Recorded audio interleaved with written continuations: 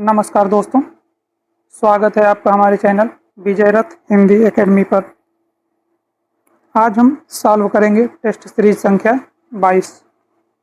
आइए देखते हैं आज का पहला क्वेश्चन क्या है हमारा। पहला क्वेश्चन आपके सामने है, पारिस्थितिकी तंत्र शब्द का सर्वप्रथम प्रयोग किसने किया। पारिस्थितिकी तंत्र का शब्द का पहला प्रयोग जो किया था वो A.G. टांसले महोदय ने किया था। निम्नलिखित में से कौन से आंतरिक या पार्थिव ग्रह नहीं है। तो बृहस्पति आंतरिक या पार्थिव ग्रह नहीं है।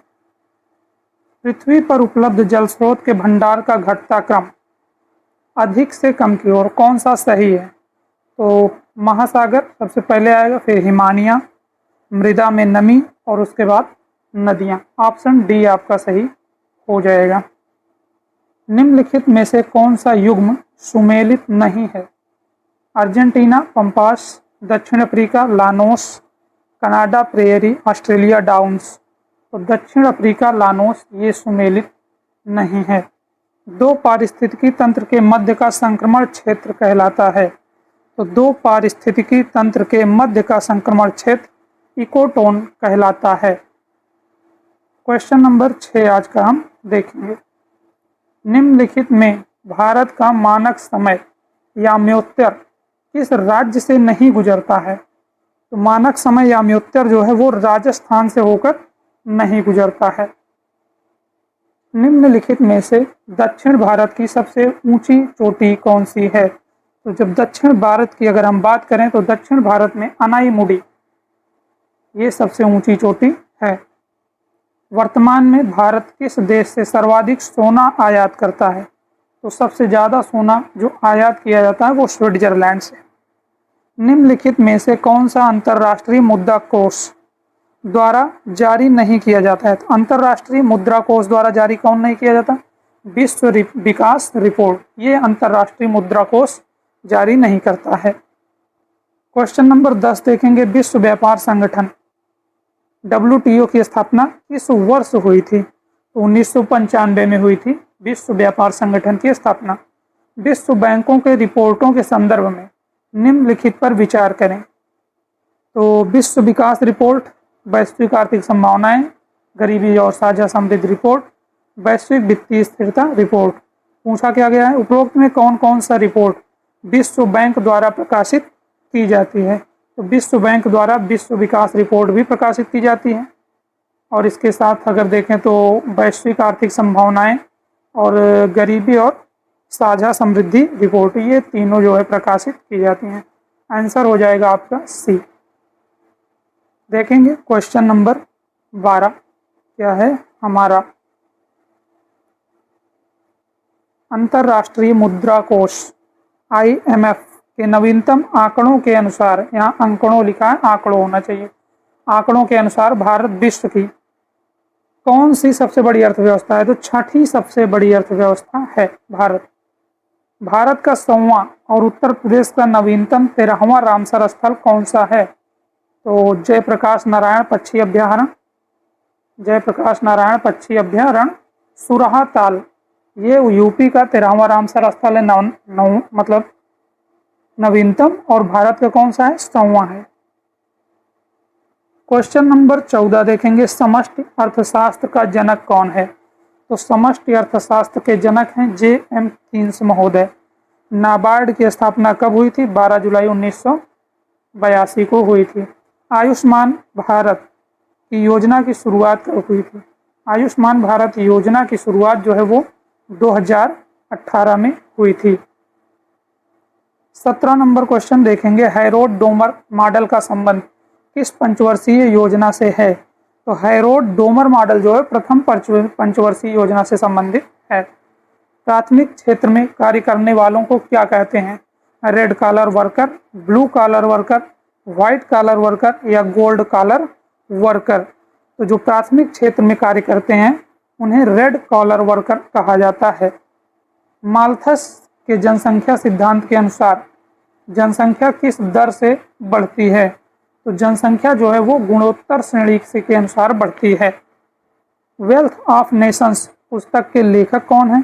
तो वेल्थ ऑफ नेशंस पुस्तक के लेखक हैं एडम स्मिथ महोदय।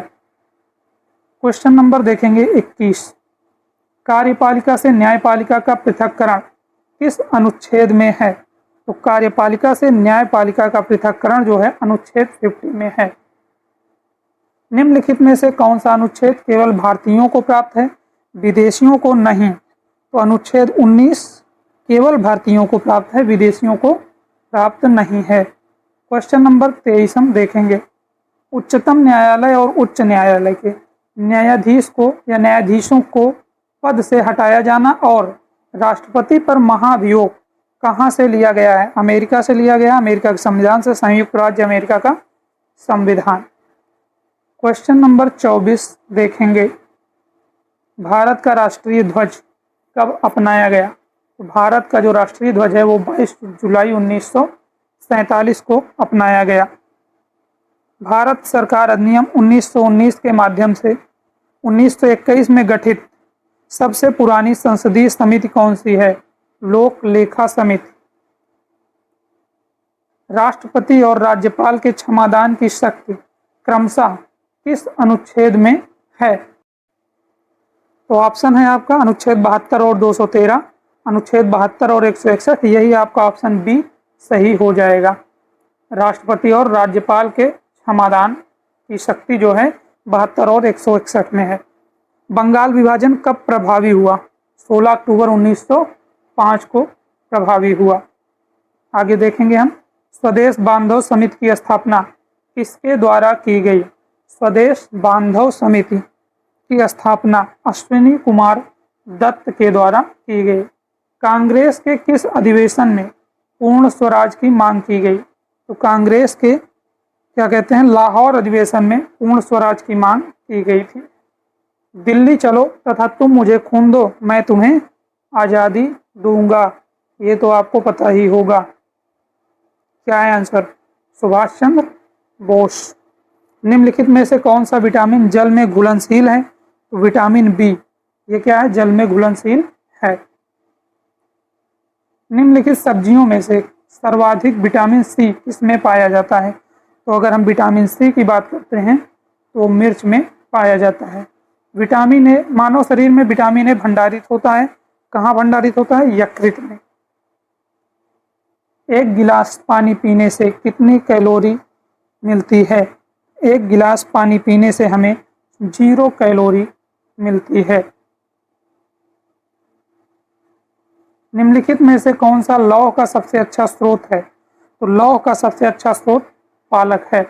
विश्व प्रसन्नता सूचकांक रिपोर्ट 2026 में भारत का स्थान पूछा गया है आपसे। 2026 की बात करें तो 116 नंबर है। चैंपियन ऑफ द अर्थ पुरस्कार 2025 से किसे सम्मानित किया गया है? तो चैंपियन ऑफ द अर्थ पुरस्कार 2025 सुप्रिया साहू। देखेंगे क्वेश्चन नंबर 38 क्या है हमारा।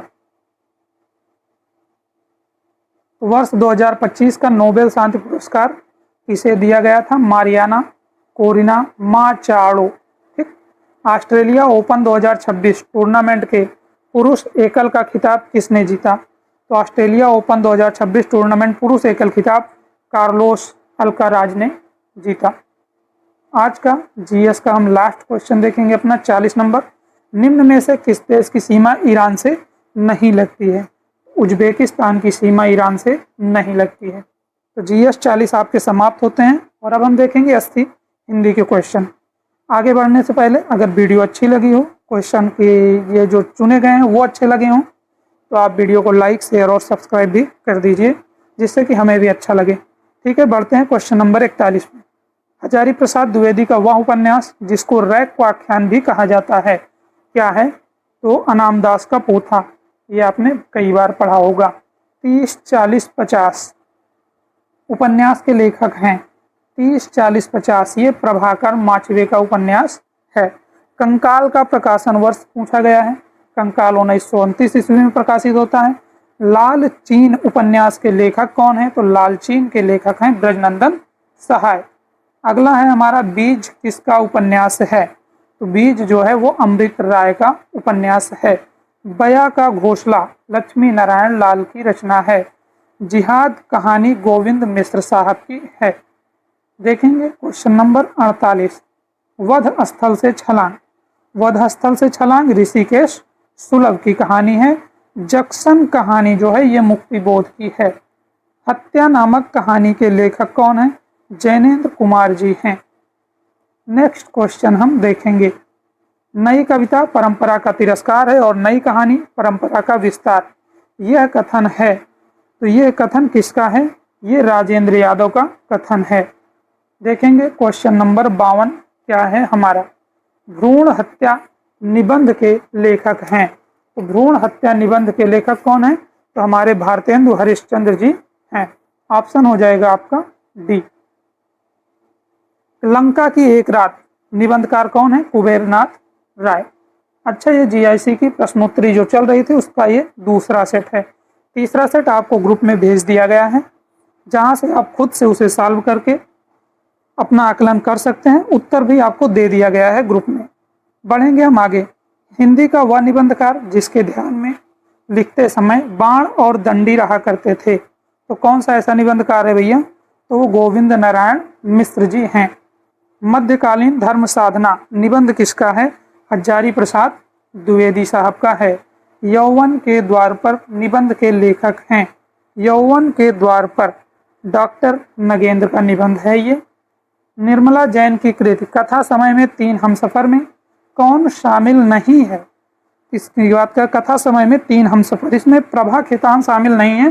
शामिल कौन कौन है? बड़ी चीज ये है, इसमें कृष्णा सोबती हैं, मन्नू भंडारी हैं और उषा प्रियंवदा जी हैं। ठीक, ये तीनों शामिल हैं, कृष्णा, मन्नू, उषा। ठीक, बढ़ेंगे। ज्ञान रास के संचित कोश ही का नाम साहित्य है। कथन किसका है? ये महावीर प्रसाद द्विवेदी जी का कथन है, बार बार पूछा जाने वाला है। रूपक रहस्य श्याम सुंदर दास की रचना है ये। डॉक्टर रामविलास शर्मा द्वारा रचित निराला की साहित्य साधना के तीनों भागों का प्रकाशन वर्ष से मेल नहीं है। तो जो तीनों भाग प्रकाशित हुए उन्हें छोड़कर कौन सा एक ऐसा दिया गया है ऑप्शन में? 1978 ईस्वी, इसका मेल नहीं खाता है। जलती हुई नदी आत्मकथा है। विधा क्या है? आत्मकथा। किसकी? कमलेश्वर की है। देहरी भई विदेश आत्मकथा किसकी है? राजेंद्र यादव साहब की है। ऑप्शन डी आपका सही हो जाएगा। ज्ञानचंद्र जैन कृत कथा से शीर्षक जीवनी संबंधित है। तो ये जो कथा शेष है किससे संबंधित है? तो अमृतलाल नागर से संबंधित है। तंत्रालोक से यंत्रालोक तक यात्रा वृत्तांत किसका है? डॉक्टर नगेंद्र साहब का है। तंत्रालोक से यंत्रालोक तक पृथ्वी प्रदक्षिणा शिव प्रसाद गुप्त का है। अतीत के चलचित्र देखते हैं। अतीत के चलचित्र विधा है, क्या है? अतीत के चलचित्र एक रेखा चित्र है। अच्छा, किसका रेखा चित्र है जरा कमेंट में बताइएगा। याद हो कि न याद हो संस्मरण कृति के लेखक हैं काशीनाथ सिंह। अगर आप पूरा वीडियो देखते हैं यार तो कुछ क्वेश्चन हम पूछे तो आंसर भी दे दिया कीजिए, जिससे हमें भी पता चले कि कौन से व्यूअर्स हैं हमारे जो हमारा पूरा वीडियो देखते हैं, है ना, हमें भी थोड़ा अच्छा लगे। ऋणजल धनजल कृति है। ऋणजल धनजल फणीश्वर नाथ रेणु की कृति है। 8वां विश्व हिंदी सम्मेलन कब हुआ था? तो 8वां विश्व हिंदी सम्मेलन 2007 में हुआ था। समाचार सुधावर्षण ये तो दैनिक पत्र है, पता ही होगा, और अभी अभी ये आया भी था। समाचार सुधावर्षण कौन सा पत्र है? ये दैनिक पत्र है। हिंदी प्रदीप पत्रिका के संपादक कौन है? बालकृष्ण भट्ट हैं। विशाल भारत पत्र कहाँ से प्रकाशित होता है? तो विशाल भारत कलकत्ता से प्रकाशित होता था। 73 नंबर क्वेश्चन, हरिश्चंद्र मैगजीन पत्रिका का किस अंक से नाम बदलकर हरिश्चंद्र चंद्रिका कर दिया गया? तो कौन से अंक से नाम चेंज हुआ था? 9वें अंक से नाम इसका चेंज हुआ था। बनारस अखबार का प्रकाशन वर्ष पूछा गया है, 1845 ईस्वी है। बढ़ेंगे क्वेश्चन नंबर 75 पे। इस समय देश की एकता के लिए हिंदी अनिवार्य है, कथन किसका है? राजा राम मोहन राय साहब का है। सिंधी भाषा को 8वीं अनुसूची में कब शामिल किया गया? सिंधी भाषा को 67 में सीधे शामिल कर लिया गया। भाषा का विशिष्ट ज्ञान कराता है, भाषा विज्ञान कराएगा भाषा का ज्ञान। नेक्स्ट क्वेश्चन हम देखेंगे, वियोगात्मक भाषा किसको कहा जाता है? अपभ्रंश को। हिंदी की उपभाषा है। हिंदी की उपभाषा कौन सी है? राजस्थानी हिंदी दिल्ली व मेरठ के आसपास बोली जाती है। कौन सी भाषा बोली जाती है दिल्ली व मेरठ के आसपास? खड़ी बोली। क्वेश्चन नंबर 81 हम सॉल्व करेंगे। देखा गया हो क्रिया के किस पक्ष का उदाहरण है? तो देखा गया हो ये संभाव्य भूत के अंतर्गत आएगा। आलोचना का पर्यायवाची नहीं है, तो आलोचना का पर्यायवाची समीक्षा भी है, टिप्पणी भी है, नुक्ताचीनी भी है। कौन सा नहीं है? तो जो बचा वही नहीं है। सोचना थोड़ी होता है। शिष्ट का विलोम अशिष्ट हो जाएगा। नेक्स्ट क्वेश्चन हम देखेंगे। वर्तनी की दृष्टि से शुद्ध शब्द कौन सा है? तो शुद्ध होता है आभ्यंतरिक। आभ्यंतरिक आपको दिख रहा है ऑप्शन सी पर, ये आपका शुद्ध हो जाएगा। खिड़की खुलने पर प्रकाश आएगा, इस वाक्य में किस प्रकार की अशुद्धि है? तो इस वाक्य में अगर हम देखें तो कारक संबंधी अशुद्धि है। जीतने की इच्छा को अगर हम एक शब्द में लिखना हो तो कैसे लिखेंगे? जिगीषा शब्द आपने पढ़ा है कि नहीं? इनमें से खोज का अनेकार्थी शब्द कौन सा नहीं है? तो खोज का अनेकार्थी शब्द इच्छा पूर्ति थोड़ी होगा। जिज्ञासा, तलाश, अनुसंधान ये तो होगा। आधि व्याधि शब्द युग्म में आधि का अर्थ पूछा गया है। आधि का अर्थ होगा मानसिक कष्ट। ऑप्शन बी आपका सही हो जाएगा। देखेंगे क्वेश्चन नंबर 89। हंस पद या विराम चिन्ह का प्रयोग होता है तो लिखने में अक्षर छूटने का संकेत देने के लिए। मुहावरा किस भाषा का शब्द है? अभी अभी पिछले पेपर में आया था। हिंदी से पूछा गया था किस भाषा का शब्द है? हिंदी, हिंदू, हिंदुस्तान। ठीक। मुहावरा किस भाषा का है? अरबी का है। और वो क्वेश्चन हम अपने पिछले टेस्ट पेपर में करा चुके हैं। खैर, प्रस्तुत विकल्पों में से लोकोक्ति को पहचानना है। इसमें लोकोक्ति कौन सी है? आ बैल मुझे मार, ये क्या है? लोकोक्ति है। इनमें से भाववाचक संज्ञा कौन सी है? भाववाचक संज्ञा की अगर हम बात करें तो सच्चरित, ये जो है भाववाचक संज्ञा के अंतर्गत आएगा। वे भ्रष्टाचार के प्रबल विरोधी थे। वाक्य में सर्वनाम का कौन सा प्रकार है? तो वाक्य में पुरुषवाचक सर्वनाम आपको देखने को मिलेगा। इनमें से क्रिया के किस रूप में कर्ता के अनुसार लिंग परिवर्तन नहीं होता है? तो इनमें से क्रिया के भूतकालिक रूप में कर्ता के अनुसार लिंग परिवर्तन नहीं होता है। क्वेश्चन नंबर 95 देखेंगे। नि उपसर्ग का प्रयोग किस शब्द में हुआ है? तो नि उपसर्ग की अगर हम बात करें तो निगम में हुआ है। सुमित्रा में प्रत्यय पूछा जा रहा है। आगत्य में आपसे प्रत्यय पूछा जा रहा है। ये तो क्वेश्चन हमेशा आने वाले हैं। खैर, आगत्य में ल्यप प्रत्यय है। वाघरी में संध विच्छेद है। वाक प्लस हरी, यहाँ छोटा टाइपिंग मिस्टेक है, ये गा नहीं होगा, यहाँ पे आप का करेंगे, क्या लिखेंगे? ये वाक। ठीक, ऐसा होना चाहिए था। वाक प्लस हरी होना चाहिए था, ये होगा। ठीक, क्या होगा? वाक प्लस हरी, तो क्या हो जाएगा? वाघ हरी। तो ये गा को आप काटेंगे, इसको का बनाएंगे, तो ये आपका सही हो जाएगा। वृद्ध संधि का उदाहरण नहीं है, तो ये जो शिशुवैक की लिखा है ये वृद्ध संधि का उदाहरण नहीं है। निम्न में से सामासिक शब्द और समास के नाम का एक युग्म गलत है, वह कौन सा है? तो उपकृष्णम जो मिल रहा है यही गलत है। सेवा सत्कार से आदर बढ़ता है, इसमें कारक पूछा गया है, तो करण कारक है, करण से। पुल्लिंग शब्द का चयन करना है, तो पुल्लिंग शब्द कौन सा है? तेजस्वी आप देख रहे हैं कि नहीं, ये आपका पुल्लिंग शब्द है। बिंदु का बहुवचन बिंदु ही होता है। रसा कर्ष का दोषा, ये विश्वनाथ का कथन है। शब्दार्थों ते शरीरम रस आत्मा, राजशेखर का कथन है। दंडी की कृति नहीं है, तो ये जो विद्वशाल भंजिका है ये दंडी की कृति नहीं है। लघुत्रयी में या लघुत्रयी ग्रंथ में शामिल नहीं है, तो ऋतु संहारम इसमें शामिल नहीं है। रघुवंशम, कुमार संभवम, मेघदूतम, ये तीनों रचनाएं लघुत्रयी में शामिल हैं। कौन कौन से शामिल हैं? रघुवंशम, कुमार संभवम और मेघदूतम। मेरकु या कुर्मे, कुर्मी याद रख लो यार, कुर्मी, कुर्मी शब्द से हो जाएगा। कौन कौन से शामिल हैं? कुमार संभव, मेघदूतम और रघुवंशम। राजशेखर के पिता का नाम पूछा गया है, दुर्दुक। इनके पिता का नाम क्या है? दुर्दुक है। देखेंगे टेस्ट। प्रतिमा नाटक है, प्रतिमा नाटक के रचयिता कौन है? महाकवि भास। कला परिच्छेद कृति है दंडी की। आज्ञार्थक काल में प्रयुक्त होता है लोट लकार। लोट लकार आज्ञार्थक काल, लट लकार वर्तमान काल है ना। है। भूपति का उचित समास विग्रह क्या है? भूपति का उचित समास विग्रह है भूधन पति या भूपति। दिल्ली व मेरठ के आसपास बोली जाती है। दिल्ली मेरठ, ये क्वेश्चन शायद रिपीट हो रहा है। खड़ी बोली। वामन ने गुणों की संख्या कितनी मानी है? तो वामन ने गुणों की संख्या 20 मानी है। सात्विक अनुभाव नहीं है, तो सात्विक अनुभाव उन्माद नहीं है। रस को ब्रह्मानंद सहोदर सर्वप्रथम किसने कहा? भट्टनायक ने कहा। रस के 4 अवयवों में शामिल नहीं है, तो रस के 4 अवयवों में आलंबन विभाव थोड़ी है, बाकी तो सब शामिल है। ये हो जाएगा आपका आंसर। कुंतक ने वक्रोक्ति के भेद और उपभेद कितने माने हैं?